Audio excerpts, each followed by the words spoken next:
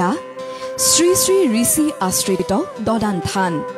গোৱালপাৰা জিলাৰ অপৰূপ প্ৰাকৃতিক সৌন্দৰ্যৰ মাজত অৱস্থিত এই থানখন পৰ্যটনৰ এক আকৰ্ষণীয় কেন্দ্ৰ হৈ পৰিছে।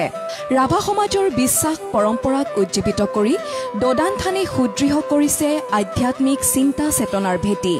এই দদান থান পৰিচালনা কমিটিত অসম চৰকাৰে ইতিমধ্যে 2023-24 বৰ্ষত থান উন্নয়নৰ কাৰণে ITFC বিভাগৰ পৰা আমাক ইতিমধ্যে 5 লাখ টকা দিছে আৰু সেই 5 লাখ টকাৰে আমি বীৰ দদান ৰজা কাহিনী আৰু দদান থানৰ যি স্তুতি মন্ত্ৰ, এই স্তুতি মন্ত্ৰ এহেম প্ৰেমে নামেৰে আমি 2খন গ্ৰন্থ ছপাই জনপ্ৰিয় অসমৰ মুখ্যমন্ত্ৰী শ্ৰদ্ধা ডক্টৰ হিমন্ত বিশ্ব শৰ্মা ছাৰে আমাক 2024-25 বৰ্ষৰ বাবে আমাক 5 লাখ টকা দিছে। আকৌ আমি এই ক্ষেত্ৰত অসম চৰকাৰক বৰ্তমানৰ মুখ্যমন্ত্ৰীৰ ধন্যবাদ দানো কৃতজ্ঞতা জ্ঞাপন বুলি কৈছোঁ।